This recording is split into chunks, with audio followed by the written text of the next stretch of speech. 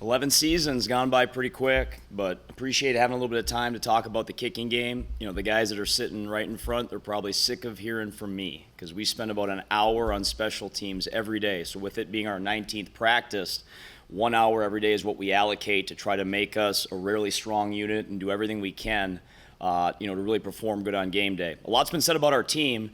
Not a lot's been said about what is now a tremendous teaching facility. You know, I can remember, this green screen behind us, when it's not filled with logos and advertisements, is where we get to teach our film every day. And there were times where you'd spend more time stressing about, is my computer presentation going to work? Is what I spent the last 5 hours of last night going to work the day before? And it's no longer an issue. And with that, when you have a lot of picture-based learning that occurs and all the video situations, and you can show all that, you can't thank our, first and foremost, our donors enough.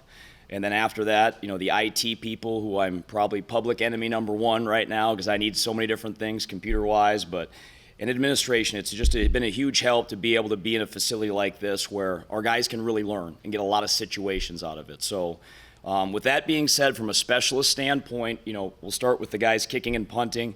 David Newberger will be our returning long snapper. He's going into our third year. Okay, we'll have Luke Silvernail start at punter for us. He started his first year last year, and then CJ Elrich was an addition halfway through the season.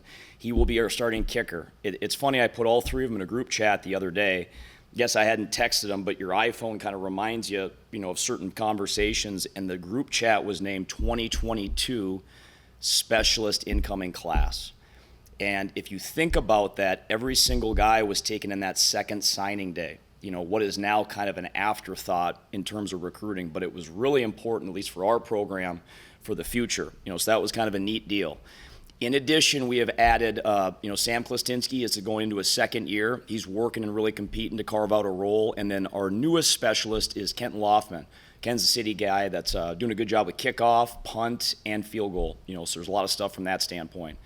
Returner-wise, Bo is back with us, did a really good job at punt return, and we've repped a lot of different people to try to get options and comfortability. Got to make sure that every week, you have people who have experience that have done a lot of those things. And from a kick returner standpoint, we're going to continue to keep, opponents guessing, but there's a number of people, whether it's Sawyer Seidel, whether it's Donovan Hunt, whether it's Nate DeMontignac, and so many different other guys that can really help and contribute.